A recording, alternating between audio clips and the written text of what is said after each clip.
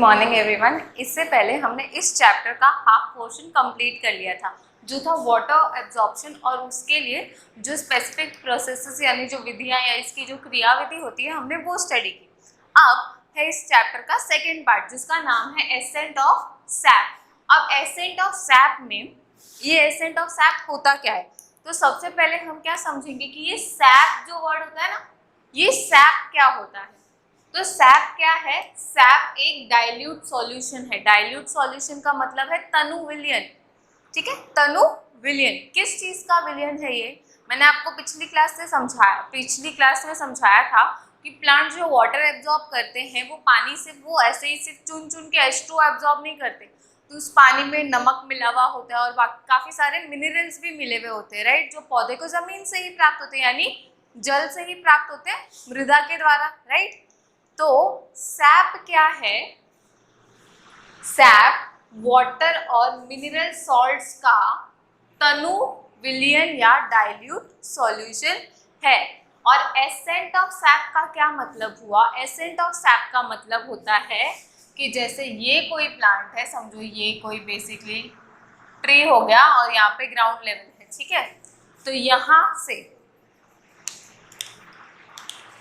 यहाँ नीचे से पानी का इस तरह से ऊपर की ओर मूवमेंट करके ऊपर वाले सारे पार्ट्स तक पहुंचना क्या कहलाता है? Ascent of SAP.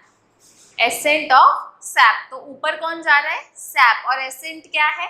नीचे से ऊपर की ओर जाने की मूवमेंट। इसे हिंदी में हम रसारोहण के नाम से जानते हैं। क्या नाम से जानते हैं? रसारोहण। तो इस रसारोहण में रस क्या हो गया? जल और खनिज लवणों का तनु विलयन। ठीक है, अब हमें पता है कि प्लांट में, पौधे में या पेड़ में कौन सा भाग होता है जो पानी का यानी वाटर का ट्रांसपोर्ट करता है? जाइलम। तो एसेंट ऑफ सैप कौन कर रहेगा? जाइलम कर रहेगा, तो बाय जाइलम। और जाइलम में मुख्यतः कौन करवाते हैं? ट्रैकिड्स और वेसल्स, वाहिकाएं और वाहिनिकाएं। ठीक है, तो ये एसेंट ऑफ सैप करते हैं। अब हम तो हमेशा से बोल रहे हैं ना कि रूट्स पानी को एब्जॉर्ब करती है और ऊपर पत्तियों को ले जाके दे देती है ना, हमने तो ये सुना ही है, पर इसको प्रूफ कैसे किया जाए, इसे सिद्ध कैसे किया जाए? तो इसके लिए एक एक्सपेरिमेंट किया गया। ठीक है, तो इस एक्सपेरिमेंट को हम समझते हैं। इस एक्सपेरिमेंट के लिए सबसे पहले एक चीज होती है, एक स्टेन होता है, स्टेन या अभिरंजक होता है। किस नाम का? सेफ्रेनिन नाम का। क्या नाम है? सेफ्रेनिन। ये अपने सबकी बायोलॉजी लैब में भी पाया जाता है, अपने लैब में भी है, राइट। तो सेफ्रेनिन का यूज हम कब करते हैं? किसी भी प्लांट टिश्यू को स्टेन करना हो तो, राइट। सेफ्रेनिन क्या करता है? जो भी टिश्यू लिग्निन युक्त होता है ना, वहां पर जाकर फिक्स हो जाता है, यानी ये लिग्निन के साथ चिपक जाता है, जिसकी वजह से क्या होता है? सेफ्रेनिन का जो कलर होता है वो अब उन सारे टिश्यूज में दिखाई देगा जहां पर लिग्निन पाया जाता है। सेफ्रेनिन कैसा होता है? लाइट रेड ऑरेंज कलर का स्टेन होता है। आप सभी ने देखा है, हमारी स्कूल में भी है, आपने देखा होगा, मैंने आपको दिखाया था, याद होगा आप सभी को। तो अब ये एक्सपेरिमेंट में क्या किया गया कि बाल्सम या इम्पेशंस स्पीशीज नाम का एक प्लांट है, इस प्लांट पर ये एक्सपेरिमेंट किया गया। तो एक्सपेरिमेंट क्या था कि इसकी जो जड़ें हैं उसके आसपास सेफ्रेनिन युक्त पानी को डाल दिया गया। ठीक है, तो उसको सेफ्रेनिन वाला पानी दिया गया। ठीक है, अब सेफ्रेनिन की क्या क्वालिटी है? स्टेन्स ओनली लिग्निफाइड टिश्यू, और पौधे में लिग्निफाइड टिश्यू में कौन आता है? जाइलम आता है, तो यानी ये जाइलम को स्टेन करेगा, राइट। अब जाइलम को स्टेन करेगा तो जाइलम ऐसा तो है नहीं सिर्फ तने में है, पत्तियों में भी है ना, पत्तियों की शिराओं में भी तो जाइलम फ्लोएम पाया जाता है, राइट। जैसे अगर ये कोई लीफ है तो इसकी ये जो मध्य शिरा है यहाँ पर भी तो जाइलम फ्लोएम होगा, तो मतलब पानी को यहाँ तक आना चाहिए। तो ये सेफ्रेनिन वाला पानी डालने के लगभग 2-2.5 घंटे तक वेट किया गया। ठीक है, और उसके बाद देखा गया कि ये जो पत्तियां हैं प्लांट के ऊपर, उसमें जो ये मध्य शिरा और बाकी सारी शिराएं हैं ये और यहाँ से जो और शिराएं निकलती हैं, इनमें रेड कलर का स्टेन पाया गया, यानी ये भी अभिरंजित हो गई। जिससे क्या पता चला, अब हमने पत्ती के ऊपर तो छिड़का नहीं था सेफ्रेनिन, राइट, हमने तो जड़ों में डाला था। तो इसका क्या मतलब हुआ कि जड़ों के आसपास जो पानी है, पौधा वो पानी अवशोषित करता है और ऊपर पौधे के अन्य भागों को पहुंचाता है, राइट। अब सिर्फ पानी पहुंचाता तो कलर नहीं जाता, राइट। तो इसीलिए पौधा क्या करता है, पानी और उसके साथ में मिले हुए सभी तत्वों को अवशोषित करता है। तो इसीलिए सैप में क्या होगा, वाटर प्लस मिनरल सॉल्ट, यानी भूमि में जल में जो भी चीजें घुली हुई हैं वो उसके साथ में पौधा क्या करेगा, अवशोषित कर लेगा। तो ये एक्सपेरिमेंट किसका प्रूफ हो गया कि रस का रोहण होता है, ना कि सिर्फ जल का, कि सिर्फ जल नहीं बल्कि रस का रोहण होता है। पूरा रस जो पौधा एब्जॉर्ब करता है वो पूरे का ट्रांसपोर्ट होता है, ठीक है। इतनी सी सिंपल सी बात थी, है ना। अब इसके बाद क्या है कि इसके मैकेनिज्म्स, अब रसारोहण की क्या है, जैसे पीछे भी हमने देखा कि एक विधि नहीं थी, है ना। तो इसे समझने के लिए कि ये हुआ कैसे, इसके पीछे क्रिया विधि क्या है, अलग अलग वैज्ञानिकों ने अपना मत दिया और उन सभी मतों के अनुसार जो लास्ट वाली थ्योरी है ना, फिजिकल फोर्स थ्योरी, ये सबसे उपयुक्त मानी गई। पर बाकी भी दी गई है तो हमें वो भी पढ़ना पड़ेगा। तो पहली थ्योरी कौन सी इसमें, वाइटल फोर्स थ्योरी। सेकेंड है रूट प्रेशर थ्योरी और लास्ट है फिजिकल फोर्स थ्योरी। हिंदी में मैं कहूँ तो वाइटल फोर्स को हम क्या कहते हैं, जैव बल सिद्धांत। फिर क्या है, रूट प्रेशर यानी मूल दाब सिद्धांत। फिर है फिजिकल फोर्स थ्योरी या भौतिक बल का सिद्धांत। तो पहले सिद्धांत से स्टार्ट करते हैं, वो क्या है, वाइटल फोर्स थ्योरी या क्या है हिंदी में नाम, जैव बल सिद्धांत, ठीक है। अब इसमें क्या कहा गया, बेसिकली इसमें ये कहा गया कि रसारोहण की प्रक्रिया किसके द्वारा हो रही है, जाइलम के आसपास और जाइलम में स्थित जीवित कोशिकाओं के वजह से।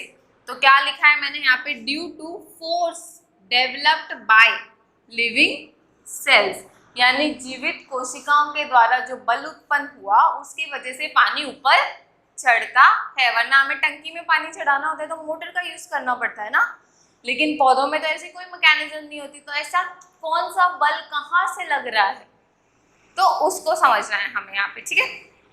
तो क्या बोला कि आसपास जो जीवित कोशिकाएं होती है वो कोई बल लगा देती है जिसकी वजह से पौधे में पानी ऊपर तक चढ़ जाता है। अब इसमें भी तीन अलग अलग साइंटिस्ट है और तीनों ने अपना अपना मत दिया। तो सबसे पहले कौन आया, गोल्ड लेविस्की नाम का एक साइंटिस्ट है। कौन, गोल्ड लेविस्की, गोल्ड लेविस्की, ये W है, गोल्ड लेविस्की, ठीक है। सन क्या था, 1884। इन्होंने क्या बोला, इन्होंने बोला कि पौधे में पानी रिले पंप थ्योरी के आधार पे चलता है। रिले पंप क्या होता है, रिले वाली रेस खेली सबने। रिले वाली रेस क्या होती है कि यहाँ पे देखो, एक कंटेस्टेंट यहाँ पे, इसके हाथ में कोई स्टिक दी हुई है, फिर ये इतना दौड़ेगा, यहाँ पे दूसरा, इसने वो स्टिक या वो डंडा दूसरे को दे दिया, फिर इसने इतना दौड़ा, फिर इधर तीसरा बंदा खड़ा है, उसने उसको वो स्टिक दे दी और इस तीसरे बंदे ने रेस को पार कर दिया। इसे हम कहते हैं रिले, ये गेम रिले होता है। आपने देखा होगा कौन सी तो चॉकलेट का ऐड भी आता है, शायद पर्क का ऐड आता है, मुझे याद नहीं है, कौन सी तो चॉकलेट का ऐड आता है। उसमें क्या होता है, एक पार्टनर के पास में स्टिक होता है, वो दौड़ता है, दूसरे पार्टनर को जाके आगे स्टिक दे देता है और वो फिर अपने अगले वाले को देता है और फिर लास्ट वाला रेस कंप्लीट करता है।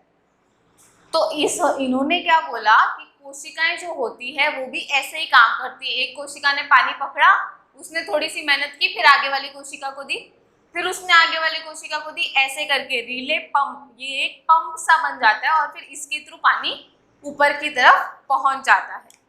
तो इसमें इन्होंने कौन सी सेल्स भाग लेती है ऐसा कहा, इन्होंने क्या बोला कि जाइलम में जो पेरेन्काइमा है, यानी जो विभजोतक कोशिकाएं हैं जाइलम में वो, और मेडुलरी रेस या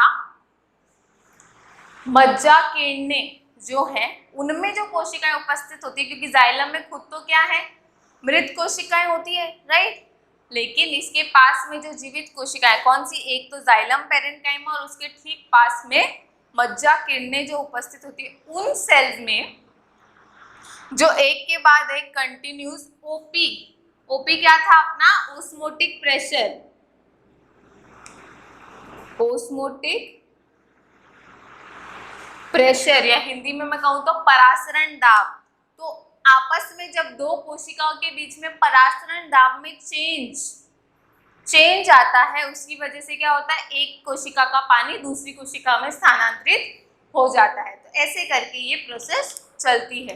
कौन सी कोशिकाएं, जाइलम पेरेन्काइमा और मेडुलरी रेस, जाइलम विभजोतक और मज्जा किरणों की जीवित कोशिकाएं। ठीक है, फिर इसके बाद एक और साइंटिस्ट है, कौन, सर एस जे बोस। कौन, सर एस जे बोस। कौन से सन में आए, 1923।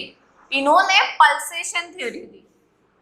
पल्सेशन, पल्स अपन देखते हैं ना अपने हाथ में, रगों पर अपन उंगलियां रखते तो अपन को पल्स फील होती है, राइट। वो क्या होता है, अपन क्लियरली ब्लड के मूवमेंट को सेंस कर पाते हैं, राइट। तो वो पल्सेशन मूवमेंट होता है ना। तो उस पल्सेशन मूवमेंट जो हमारी बॉडी के अंदर ब्लड को ट्रांसपोर्ट करता है, इन्होंने बोला कि ऐसा ही पल्सेशन मूवमेंट पौधों में पाया जाता है। उसके आधार पर इन्होंने पल्सेशन थ्योरी दे दी। अब इन्होंने क्या बोला कि पौधे में कौन सी कोशिकाएं ये पल्सेशन थ्योरी का काम करेंगी। तो यहाँ पर ध्यान दीजिए, ये एक रूट का कट है, ठीक है। सबसे अंदर वेस्कुलर बंडल होता है, तो ये बाहर की ओर क्या है, एपिडर्मिस। उसके बाद क्या होता है, कॉर्टेक्स आता है, ये कॉर्टेक्स हो गया। फिर यहाँ पे एंडोडर्मिस आ जाती है ना। तो ये कॉर्टेक्स है इतना पूरा भाग, ठीक है। तो ये वाला भाग क्या है, वल्कुट या कॉर्टेक्स। अब क्योंकि इतना चौड़ा भाग है तो इसकी सबसे आंतरिक स्तर, इसका सबसे अंदर वाला लेयर और इसके ठीक पीछे क्या है, एंडोडर्मिस है, अंतस्त्वचा है ना। यहाँ पे क्या है, एंडोडर्मिस है और फिर अंदर के अंदर क्या है, जाइलम और फ्लोएम। तो मैं यहाँ पे लिख देती हूँ, अंदर की तरफ P लिख देती हूँ और बाहर की तरफ X लिख देती हूँ जाइलम के लिए, ठीक है। तो इन्होंने क्या बोला कि जो वल्कुट की ये जो ग्रीन कलर वाली सबसे अंदर वाली लेयर है और एंडोडर्मिस के बीच में क्या होता है, रिदमिक पल्सेशन होता है। रिदम अपने को पता है ना, कोई भी गाना होता है उसकी रिदम होती है, एक ट्यून आती है, फिर दूसरी, फिर तीसरी, फिर चौथी, है ना, एकदम ट्यून में काम करते हैं सारे। ठीक वैसे ही ट्यूनिंग इनके बीच में होगी। किसके बीच में, वल्कुट की सबसे अंदर वाली लेयर और एंडोडर्मिस के बीच में, क्योंकि एंडोडर्मिस तो एक स्तरीय परत होती है, राइट। तो इन दोनों के बीच में क्या होता है, रिदमिक पल्सेशन पाया जाता है, जिसकी वजह से ऊपर की तरफ पानी पहुंच जाता है, रस पहुंच जाता है, राइट, रसारोहण, सैप पहुंच जाता है। तो पल्सेशन कैसे होता है, एक के बाद एक, एक के बाद एक, एक के बाद एक, ऐसे कंटिन्यूसली टोन में मूवमेंट चलेगा। तो इन्होंने ये वाला एक्सपेरिमेंट या ये वाली बात कौन से पौधे को देखकर बताई, इन्होंने टेलीग्राफ प्लांट नाम का एक पौधा है जिसका साइंटिफिक नेम क्या है, डेस्मोडियम गायरेंस। क्या नाम है, डेस्मोडियम गायरेंस। इसे सामान्य तौर पर क्या कहते हैं, टेलीग्राफ प्लांट। क्या कहते हैं, टेलीग्राफ प्लांट। इस पर देख के इन्होंने अपना ये मत दिया। इसके बाद लास्ट में साइंटिस्ट आए स्ट्रासबर्गर। कौन है, स्ट्रासबर्गर। सन क्या है, 1891। 1891। स्ट्रासबर्गर ने क्या बोला कि जीवित कोशिकाएं जो होती है वो खुद तो मदद नहीं करती, क्योंकि अपने को पता है जाइलम ही ट्रांसपोर्ट करता है सारा पानी। तो जाइलम में सबसे ज्यादा कौन करता है, ट्रैकिड्स और वेसल्स, वाहिकाएं और वाहिनिकाएं। तो जीवित कोशिकाएं तो काम नहीं करती, हमें ये पता है, पर तब तो साइंटिस्ट खोज रहे थे इस बात। तो इन्होंने अपने अपने मत दिए। इसके बाद स्ट्रासबर्गर ने क्या बोला, इसने थोड़ी सी ठीक बात बोली। तो अभी तक तो ये लोग जो बोल रहे थे ऐसा तो कुछ होता नहीं है, हमें पता है, राइट। स्ट्रासबर्गर ने थोड़ा सा एक अच्छा पॉइंट दिया। इसने क्या बोला कि जीवित कोशिकाएं होती है वो खुद तो मदद नहीं करती, पर उनका उपस्थित होना, उनका प्रेजेंट होना क्या देता है, एक अच्छा वातावरण, यानी एक अनुकूल वातावरण बनाता है, जिसकी वजह से ये प्रोसेस होती है। जैसे आप फर्स्ट टाइम कोई स्पीच देने के लिए खड़े हो, ऑडियंस बहुत सारी बैठी, आपका कॉन्फिडेंस बहुत लो है, पर अगर आपके सामने आपके फ्रेंड्स या आपके पेरेंट्स खड़े होते हैं तो उनकी प्रेजेंस से आप में कॉन्फिडेंट डेवलप हो जाता है और आप पूरी स्पीच अच्छे से दे देते हो, राइट। तो उनकी प्रेजेंस, आपके पेरेंट्स या आपके फ्रेंड्स की उपस्थिति ने ही वो काम कर दिया। तो इसने भी ठीक यही बात बोली कि जीवित कोशिकाएं खुद तो कोई काम नहीं कर रही, पर उनका उपस्थित होना ही जरूरी है। किसके लिए? रसारोहण के लिए। ठीक है, तो अब हम देखेंगे बाकी के दो थ्योरी। ठीक है, तो इससे पहले हमने पहली थ्योरी देखी जिसमें क्या पार्ट कर रहे थे, लिविंग सेल्स यानी जीवित कोशिकाएं भाग ले रही थी। किस में भाग ले रही थी? रसारोहण की प्रक्रिया में। पर उसके एंड में मैंने आपको एक बात कही थी कि ये प्रोसेस जो होती है, ये प्रोसेस एक्चुअल में नहीं हो रही होती है, राइट। ये तो अनुमान था, तो उस अनुमान के आधार पर वो पहली थ्योरी दी गई। उसके बाद जो दूसरी थ्योरी दी गई, जो दूसरा सिद्धांत दिया गया, वो था रूट प्रेशर थ्योरी। क्या? Root pressure theory. अब देखिए इस थ्योरी में क्या है, सबसे पहले रूट प्रेशर को समझे। वैसे तो मैं आपको पहले समझा चुकी हूँ, पर क्योंकि यहाँ पे दोबारा आया तो अपन दोबारा थोड़ा सा और डिटेल में समझते हैं। जाइलम हमें पता है, उसमें 4 प्रकार के पार्ट्स होते हैं, राइट, यानी 4 प्रकार की सेल्स पाई जाती है जाइलम में, राइट। कौन कौन सी? पहली तो होती है ट्रैकिड्स, राइट, वाहिकाएं। फिर होती है वेसल्स जिसको हम वाहिनिकाएं कहते हैं, ठीक है। फिर होता है जाइलम फाइबर और फिर लास्ट होती है जाइलम पेरेन्काइमा। तो जाइलम की सभी चारों पार्ट्स में से जो पेरेन्काइमा होती है वो इकलौती ऐसी होती है जो जीवित कोशिका होती है, राइट, हमें पता है। तो जाइलम पेरेन्काइमा क्या करती है, जब अब जाइलम पेरेन्काइमा, अब पेरेन्काइमा सेल का एक गुण होता है, हमें पता है, पेरेन्काइमेटस सेल्स या विभज्योतक कोशिकाएं जिनको बोलते हैं, उनका क्या गुण होता है कि उनकी जो सेल वॉल होती है, कोशिका भित्ति जो होती है, वो लचीली प्रकार की होती है ना, वो पानी को सरल रूप से अवशोषित कर लेती है ना, ये होता है इसका गुण। तो इस गुण के आधार पर ही रूट प्रेशर की गणना की जाती है। देखो कैसे, जब वाटर या सॉल्यूशन में कौन आएगा, ये सैप, एसेंट ऑफ सैप हो रहा है ना यहाँ पे, और सैप क्या था, मिनरल्स और वाटर का घोल, जिसमें सॉल्ट्स भी थे, मिनरल्स भी थे और पानी भी था, राइट। तो जब ये एंटर करता है पेरेन्काइमेटस सेल्स में, तो इसकी सेल वॉल क्योंकि फ्लेक्सिबल होती है, तो ये क्या होती है, थोड़ी सी चौड़ी हो जाती है, राइट, क्योंकि उसके अंदर पानी घुस गया। तो अब कोशिका फूलेगी तो सेल वॉल को स्ट्रेच होना पड़ेगा ना, पर सेल वॉल स्ट्रेच हो गई किसकी वजह से, पानी आने की वजह से। पर सेल वॉल फ्लेक्सिबल है, इसलिए वो क्या करेगी, वो वापस अपना शेप मेंटेन करना चाहेगी, है ना, वापस ओरिजिनल शेप में आना चाहेगी। जैसे हम सिंपल करते हैं, कोई रबर स्ट्रेच करते हैं, राइट, तो रबर क्या करता है, उस पर हम हल्का सा भी प्रेशर कम कर देते हैं ना, तो वो रबर तुरंत अपनी पुरानी वाली पोजीशन में वापस आना चाहता है, राइट। सेम चीज यहाँ पर होगी, तो वो सेल वॉल क्या चाहेगी, वापस अपनी पुरानी शेप में आना चाहेगी। हम जैसे रबर पर फोर्स लगा रहे हैं उसको खींचने के लिए, पर रबर खुद की तरफ क्या फोर्स लगा रहा है, ताकि वो वापस ओरिजिनल कंडीशन में आ जाए, इसलिए उसको हम फ्लेक्सिबल बोलते हैं। तो सेल वॉल भी ठीक ऐसा ही करती है, पानी तो क्या कर रहा है, अंदर जा रहा है, जिसकी वजह से वो खींच रही है ना, मोटी हो रही है, पर सेल वॉल क्या कर रही है, उसको रोकने की कोशिश कर रही है। तो पानी बाहर की तरफ फोर्स लगा रहा है और सेल वॉल अंदर की तरफ, ताकि वो शेप में मेंटेन रहे। अब इस खींचातानी की वजह से क्या होता है, सेल वॉल जो अंदर अपने ओरिजिनल शेप में आने के लिए जो प्रेशर लगाती है, उसकी वजह से सेल वॉल पर पूरी तरह से टेंशन क्रिएट हो जाता है, यानी तनाव की स्थिति आ जाती है, स्ट्रेस की कंडीशन आ जाती है। तो क्या होता है, टेंशन क्रिएट हो जाता है। क्यों? क्योंकि ट्राइज टू रिटेन शेप, क्योंकि ये क्या कोशिश करती है, वापस अपनी पुरानी स्थिति यानी अपने पुराने शेप में आ जाए। तो वो जब आने की कोशिश करते हैं तब क्या होता है, एक धनात्मक पॉजिटिव, ये प्लस का साइन दिख रहा है, पॉजिटिव प्रेशर क्रिएट होता है। उसी प्रेशर को हम क्या कहते हैं, रूट प्रेशर कहते हैं। उसी प्रेशर को हम क्या कहते हैं, रूट प्रेशर कहते हैं। फिर अब इसका इससे क्या संबंध, ठीक है। तो रूट प्रेशर क्योंकि पॉजिटिव हो रहा है, तो पॉजिटिव प्रेशर पड़ेगा जाइलम की ट्रैकिड्स पर, क्योंकि पेरेन्काइमा सेल जीवित होती है, वो पानी को लेके फिर वेसल्स को ही देगी, है ना। ये क्या करेगी, पानी को लेके ट्रैकिड्स या वेसल्स को ही देगी, क्योंकि ये दोनों ही वाटर का ट्रांसपोर्ट करेंगे।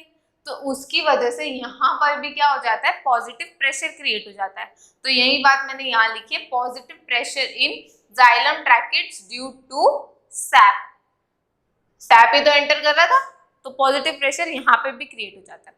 अब ये तो थी समझने वाली बात। अब क्या होता है, हाँ एक और बात, इस रूट प्रेशर को मैनोमीटर में मापा जाता है। इसको मापने की इकाई क्या है, मैनोमीटर, या यूनिट ऑफ मेजरमेंट क्या है यहाँ पर, मैनोमीटर। ठीक है, अब एक अलग बात आती है, अब प्लांट्स क्या होते हैं, प्लांट्स पर एनी टाइम हवा की तरफ से 2 एटमॉस्फेरिक प्रेशर लगता है। वातावरण में जो प्रेशर उपस्थित होता है उसको एटमॉस्फेयर में मापते हैं ना हम, एटीएम उसका मात्रक होता है, राइट, एटीएम में मापते हैं। तो 2 एटीएम ये मानक मान है, वातावरण में हर समय इतना प्रेशर मेंटेन रहता है, कम ज्यादा होता रहता है, पर 2 एटीएम मानक मान है, इतना हम मान के चलते हैं, इतना। पर 2 एटीएम प्रेशर में इतना प्रेशर जब रूट प्रेशर से लगे, है ना, बाहर से भी प्रेशर लगे तब जाके रूट प्रेशर में थोड़ा बल आए, तो इतना प्रेशर जब हो तो पानी सिर्फ 20 मीटर की हाइट तक ही चढ़ सकता है। लेकिन हमें पता है जो वुडी प्लांट्स होते हैं या कास्टीय जो ट्रीज होते हैं वो काफी लंबे लंबे होते हैं ना, 20 मीटर से भी लंबे लंबे पेड़ होते हैं, बिल्कुल होते हैं ना, हम सबने देखे।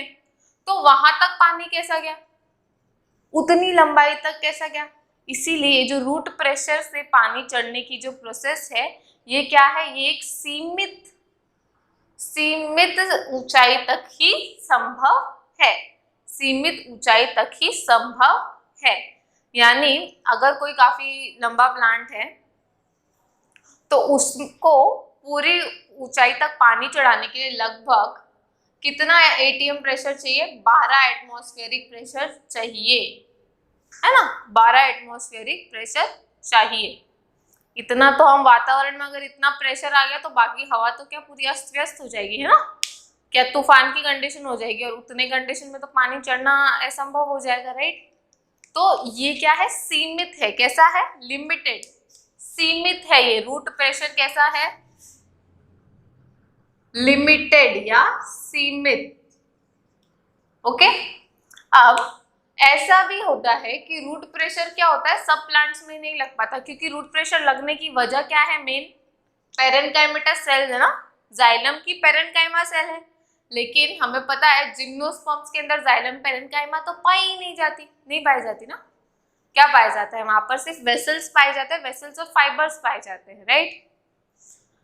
तो क्योंकि वहां पर इनका अभाव होता है, यानी जाइलम की पूरी संरचना जो होती है, जो 4 कंपोनेंट्स होते हैं उन चारों का अभाव होता है, उस वजह से जिम्नोस्पर्म्स में रूट प्रेशर लगता ही नहीं है। लेकिन जिम्नोस्पर्म के पौधे और जिम्नोस्पर्म के प्लांट्स भी लंबे लंबे होते हैं, राइट, तो ये पॉसिबल नहीं है, इसीलिए ये क्या है, सीमित। इसलिए यहाँ पे मैंने बॉक्स में लिखा है no root pressure is found in gymnosperms, ठीक है। तो ये तो था अपना सेकेंड सिद्धांत, जिसे हम क्या कह रहे हैं, मूल दाब सिद्धांत या रूट प्रेशर थ्योरी। इसके बाद हमारा लास्ट सिद्धांत और जो सबसे इंपॉर्टेंट है वो क्या है, भौतिक बल सिद्धांत, या क्या कहते हैं हम इसे, फिजिकल फोर्स थ्योरी। क्या कहते हैं, फिजिकल फोर्स थ्योरी, क्या कहेंगे, फिजिकल फोर्स थ्योरी, राइट। अब ये थ्योरी में क्या कहा गया है, इसमें सबसे पहली बात तो ये, जैसा कि इसका नाम है, यहाँ पर सिर्फ बाह्य या भौतिक बल ही काम करेंगे, अंदर से जीवित कोशिका का कोई योगदान नहीं होगा। क्या होगा, सिर्फ भौतिक बल काम करेंगे और जीवित कोशिका का कोई योगदान नहीं होगा।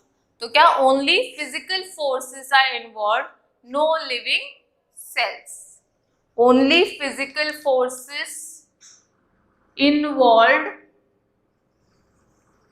नो लिविंग सेल्स, ठीक है। अब ऐसे तो इस सिद्धांत को सपोर्ट करने के लिए, यानी इसको जब शुरुआत में इसे बताया जा रहा था तब माना जाता था कि बहुत सारे प्रेशर मिलकर ये काम करते हैं। उन बहुत सारे प्रेशर में किन किन प्रेशर को शामिल किया गया था, वो था एटमॉस्फेरिक प्रेशर, कैपिलैरिटी जिसे हम केशिकात्व भी कहते हैं। केशिकात्व का एक सिंपल से एग्जाम्पल से मैं आपको समझाती हूँ, क्या कह रही हूँ मैं, केशिकात्व, या इंग्लिश में इस टर्म को हम क्या कहते हैं, कैपिलैरिटी। ठीक है, इसको एक सिंपल से एग्जांपल से समझते हैं। कपड़े हम सभी के पास है, सब पहनते हैं, राइट। कपड़े का, कोई भी कपड़े का, या समझो टॉवल का एग्जांपल ले लेते हैं, क्योंकि टॉवल के अंदर बहुत सारे धागे बने होते हैं ना। टॉवल थोड़ा मोटा मटेरियल होता है, राइट, उसके अंदर बहुत सारे धागे का बना होता है। उसका अगर हम एक कॉर्नर पानी में डुबाते हैं तो अपने आप पानी कुछ ऊंचाई तक चढ़ जाता है ना। आप भिगोगे तो इतना सा कॉर्नर, जैसे ये टॉवल है, आपने यहाँ से इसको इतना भिगो दिया, लेकिन पानी इतनी जगह तक उसे भिगा देता है या गीला कर देता है ना।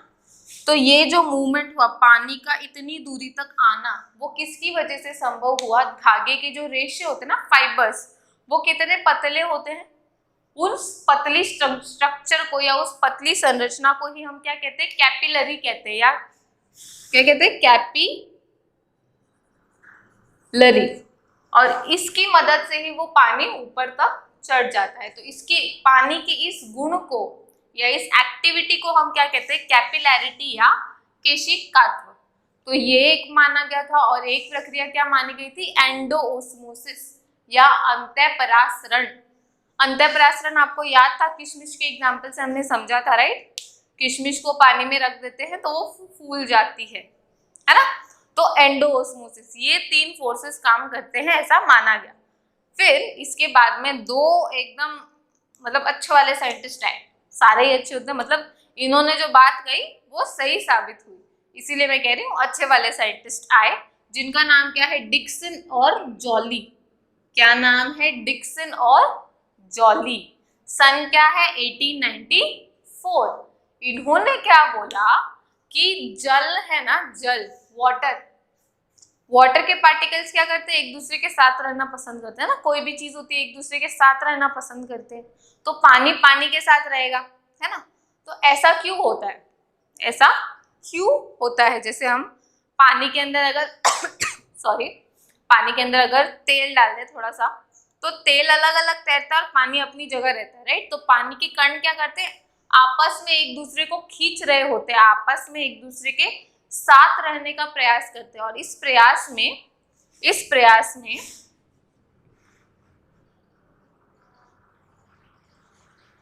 H2O का एक कण इसके दूसरे कण पे एक प्रेशर लगा रहा होता है। ऐसे नहीं, ऐसे ही समझते हैं, थोड़ा सा ऐसे स्ट्रक्चर कॉम्प्लेक्स हो जाएगी। तो एक H2O दूसरे H2O को अपने पास ला रहा होता है। तो ये जो ओवरलैपिंग एरिया है ना, ये क्या करता है? एक दूसरे को अपने पास खींचता रहता है।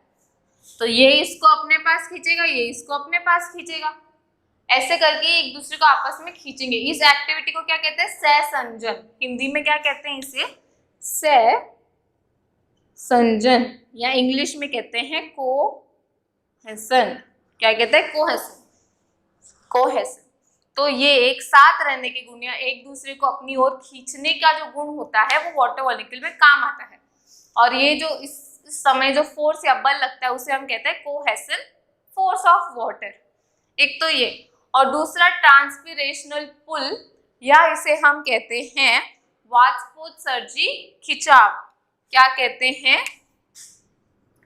वाष्पोत्सर्जी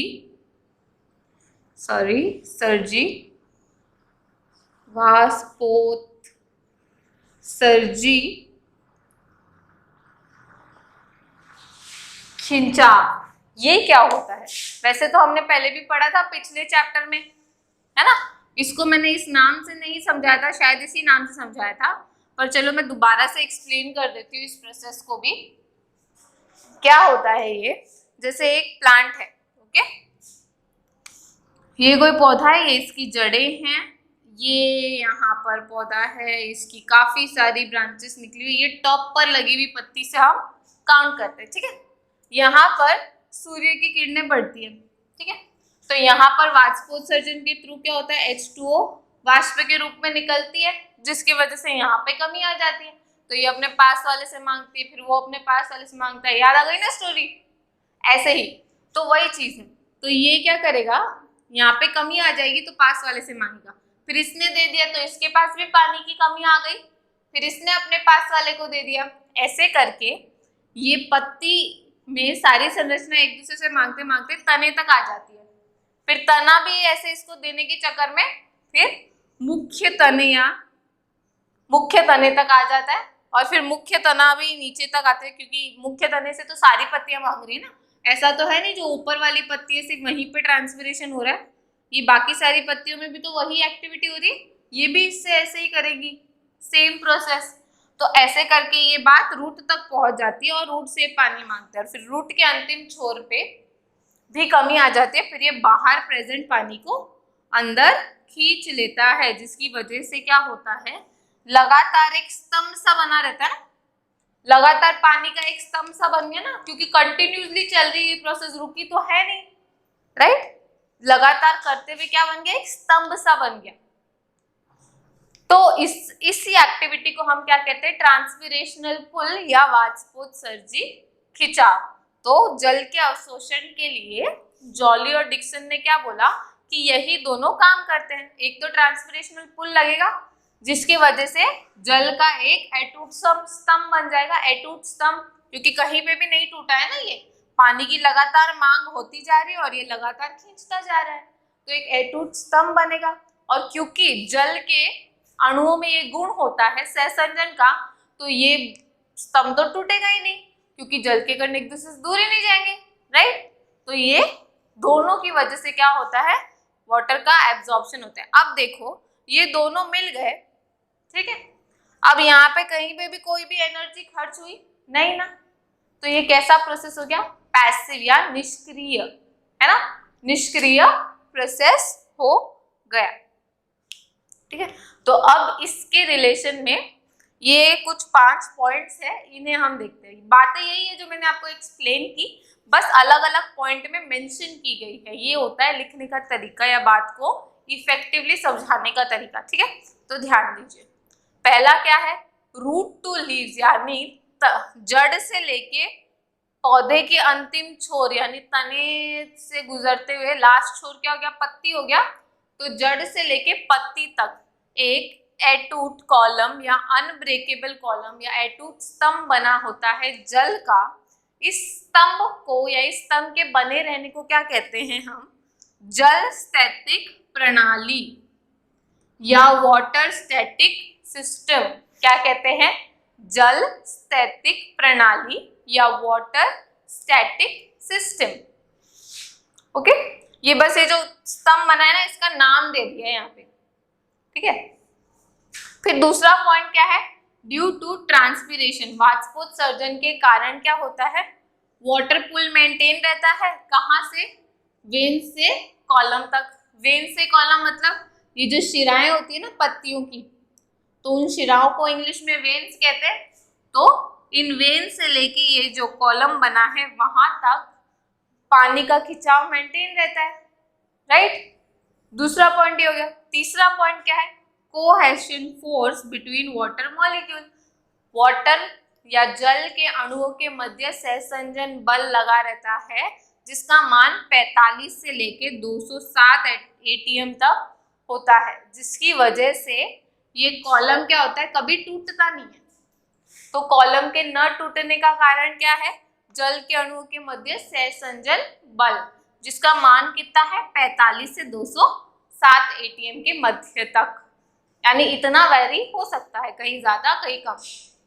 फिर अगला पॉइंट क्या होता है, अगला पॉइंट है water pull due to transpiration. एक तो पानी का खिंचाव ट्रांसपिरेशन के कारण, और साथ साथ में कोहेशन फोर्स हो गया, सहसंजन बल हो गया पानी के कणुओं के बीच में। ये दोनों प्रोसेस मिला दे तो दोनों मिलकर भी कैसी होती है, पैसिव या निष्क्रिय प्रोसेस होती है, यानी यहाँ पर कोई एनर्जी यूज नहीं, और ये प्रोसेस कितने इफेक्टिवली हो रही है ना, एनर्जी भी नहीं लगानी पड़ रही और पानी का एब्जॉर्प्शन भी होता जा रहा है। तो ये दोनों मिलके कैसे होती है, पैसिव प्रोसेस होती है। फिर इतनी बातें तो इन्होंने बोल दी, अब इसका प्रूफ क्या है कि ऐसा हुआ, ठीक है। तो इसे प्रूफ करने के लिए इन्होंने 2 बातें की।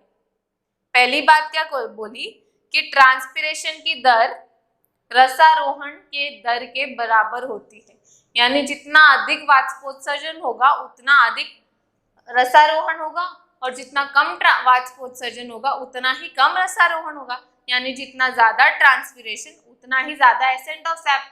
समझ रहे हो, यहाँ से जितना ज्यादा पानी बाहर जाएगा जड़ उतना ही ज्यादा खींचेगी, तो जितना ज्यादा ट्रांसपिरेशन उतना ज्यादा ही रसारोहण, जितना ज्यादा ट्रांसपिरेशन उतना ज्यादा ही एसेंट ऑफ सैप।